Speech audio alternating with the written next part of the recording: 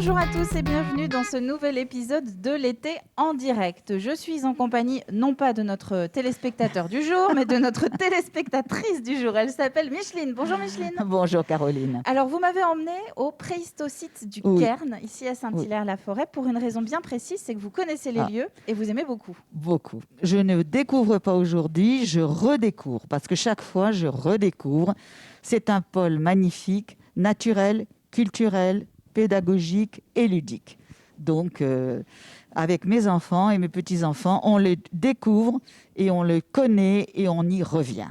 Et je pense qu'à la fin, vous y reviendrez vous aussi. On y reviendra pour découvrir un petit peu plus précisément. Voilà. Vous savez qu'à chaque fois, ce n'est qu'un aperçu qu'on peut donner au cours des 8 minutes. C'est fait. surtout pour vous donner envie de venir. Et pour vous donner encore plus envie de venir, on a fait appel à une experte des lieux. C'est Jessica Pilet qui est la directrice du site. Alors voilà, on fait le petit passage de relais. Bonjour Jessica, merci de nous accueillir. Avec plaisir. Je vous propose qu'on avance un petit peu. Et pendant ce temps-là, vous allez nous expliquer ce préhistocite, en fait. Pourquoi il est né ici ? Alors en fait, il y a 30 ans, suite à de nombreuses fouilles archéologiques, on a remis à jour de nombreux monuments, des menhirs et des dolmens sur le territoire, et on s'est rendu compte qu'il y avait une forte concentration de ces monuments préhistoriques.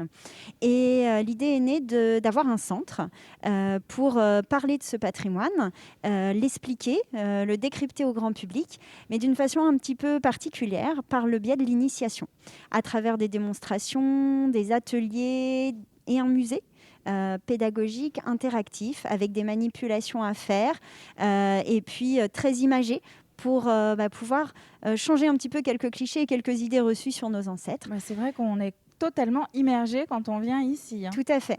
Donc, on a reconstitué les premiers villages de la préhistoire dans cette salle, avec plein de jeux de questions-réponses pour les visiteurs, comme par ici, des petits cartels qui se manipulent.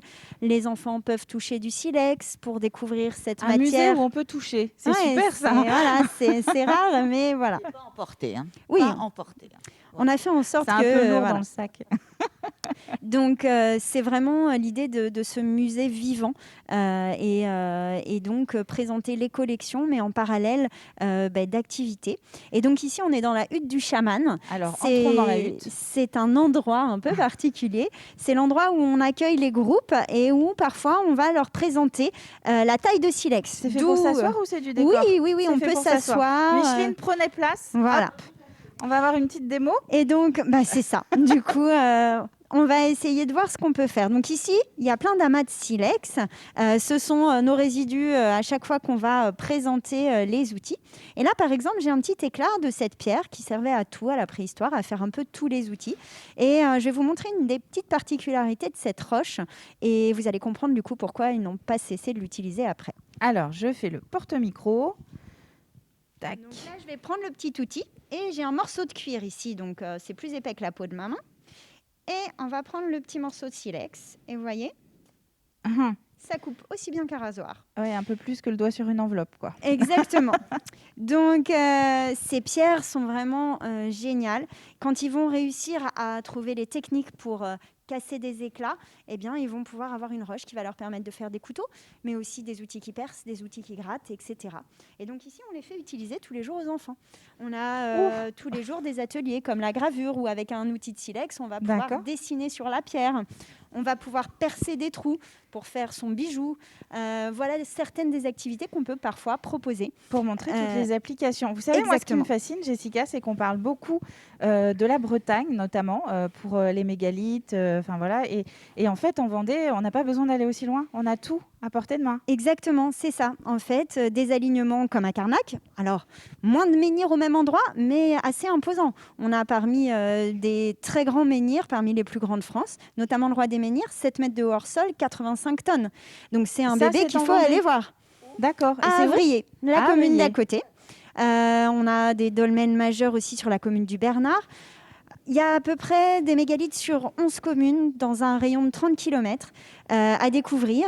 Donc nous, à l'accueil, on a toute la documentation. Elle est donnée gratuitement aux visiteurs. Justement, je vais profiter du couloir là pour vous montrer ce très très beau fascicule que vous nous avez présenté hors caméra. En fait, vous avez toutes les informations sur toutes les recherches. C'est un fascicule que vous avez co-dirigé, co-rédigé également sur ce pays des mégalithes qu'est la Vendée, avec un véritable parcours. Et c'est là où on se rend compte qu'il y a ce patrimoine très très riche. Il suffit de venir ici au Préhistocide, vous pouvez le demander, pour avoir toutes les informations. Autre salle, autre ambiance, Jessica. On arrive au XXIe siècle, en fait, là. C'est ça. C'est pas parce qu'on est à la préhistoire qu'on ne peut pas être moderne aussi. Et donc ici, on présente justement les monuments du territoire, les mégalithes, mais de façon interactive. Donc là, il y a une table des paysages. On va pouvoir manipuler des tablettes tactiles, découvrir les monuments qui sont reconstitués en 3D. On va avoir un espace aussi vidéo, où là sont reconstitués les paysages et les monuments de la préhistoire au néolithique, quand les monuments ont été implantés. Et donc, on va pouvoir voyager dans le paysage et découvrir certains monuments à certains moments de la vidéo. Et à la fin, on va même pouvoir s'immerger complètement dans un dolmen. Donc voilà en gros cette salle vraiment consacrée aux mégalithes, aux menhirs, aux dolmens. Alors on parle de la Vendée, mais on essaye d'élargir aussi pour montrer que ces monuments, eh bien, ils ont traversé les âges et les territoires et qu'on en a trouvé partout dans le monde. Et les continents. Et ici, c'est une très bonne porte d'entrée. Et en parlant de porte transition, je voudrais qu'on termine sur les extérieurs quand même. Exactement. Si après la visite du musée, eh bien, il y a aussi le parc, 2 hectares de parc avec différents espaces pour pouvoir découvrir la préhistoire et même l'archéologie, puisque vous êtes juste ici, à côté du chantier de fouilles, d'initiation aux fouilles archéologiques. Et puis, en faisant tout le cheminement, eh bien, les visiteurs vont pouvoir découvrir les arbres remarquables de la préhistoire, leurs usages. Ils vont pouvoir découvrir l'espace de la chasse. Les habitats. Voilà, le déplacement de menhirs, c'est une activité qu'on propose. On initie les gens au déplacement de blocs chaque jour pour justement les mettre dans la peau de nos ancêtres du néolithique. Eh bien, merci Jessica. On va terminer là-dessus. Micheline, vous avez vu, il va falloir qu'on s'entraîne au déplacement de menhirs. Menhirs, on a à la fin de l'été pour s'y mettre. Pas de dolmen. D'accord. Merci à vous de nous avoir suivis. Je vous propose qu'on se retrouve sur la page Facebook de TV Vendée pour voir un petit bonus en rapport avec cette émission. On vous prépare une petite surprise, un atelier. Voilà. À très vite pour une nouvelle découverte sur le territoire.